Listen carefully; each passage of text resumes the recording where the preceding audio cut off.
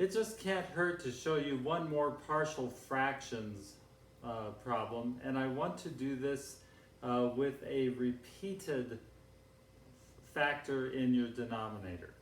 Watch this.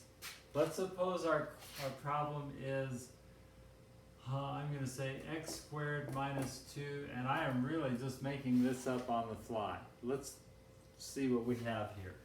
And I'm going to go on the bottom, x cubed minus x squared. First step is to factor this denominator, because those factors are what you want for your partial fraction decomposition. Well, x cubed minus x squared is equal to x squared times x minus 1. So I have an x squared term here, which means that I'm going to have a repeating factor. Look at page 747 for why I am doing what I'm doing here. But I'm going to now set up my decomposition this way. It's going to be a over x plus b over x squared, because I have both an x and an x squared right here. I want to cover those two factors. X is a factor and x squared is a factor. And finally, x minus 1 is a factor. I'm going to do plus c over x minus 1.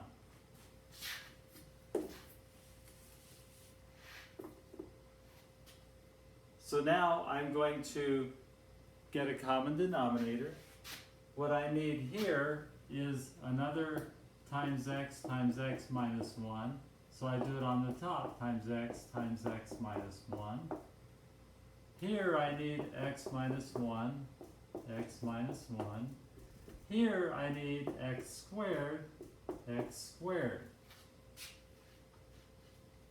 So now I have common denominators throughout. I can multiply my equation. It's an equation. I have an equal sign. I'm going to multiply through by that denominator to wipe it out.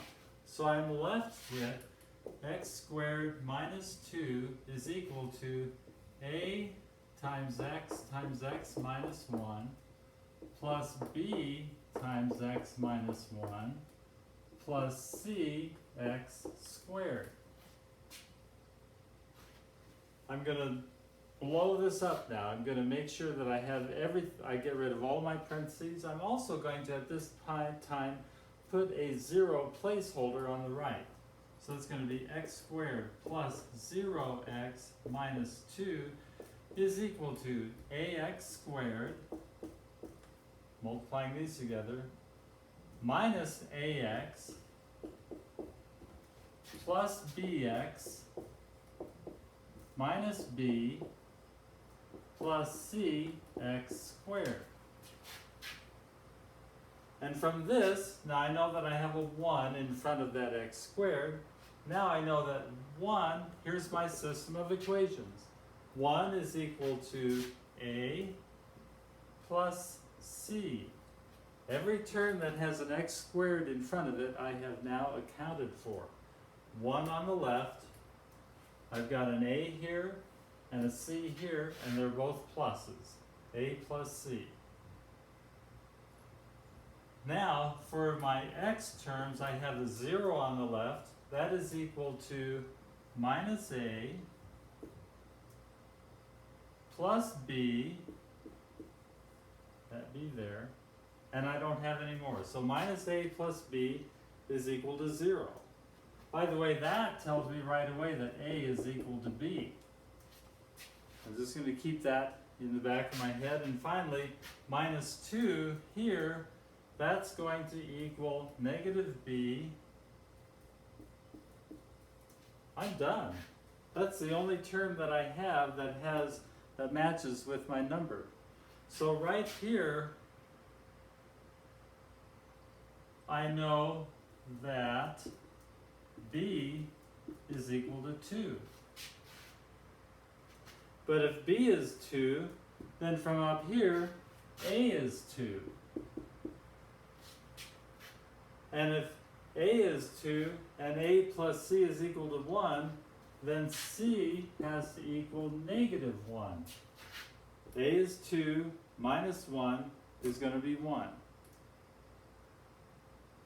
So I have here very quickly my A, B, and C terms. So I can write that I'm going to get rid of all this stuff now and go back to my original setup.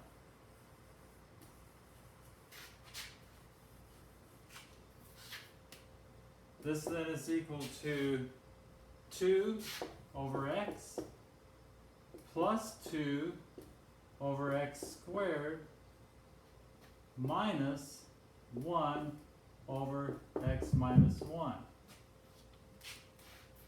And I'm done. The only other thing that I wish you would do is check your work. Is this true? Is it true that 2 over x plus 2 over x squared minus 1 over x minus 1 is equal to this? Well, here's how we check. We find the common denominator. I know that I need an x times x minus 1 here, so what is 2 times x minus 1 plus 2 over here? Now all I need is an x minus 1. And over here I just need a minus, I need x squared on the top, so that would be an x squared. I want this, when I'm all done, to look like this numerator. Because if it does, I'm done. It's golden. And I don't have to worry about, well, you never have to worry about anything anyway, but I don't have to be concerned about, did I do the right thing? Because you're checking it right now.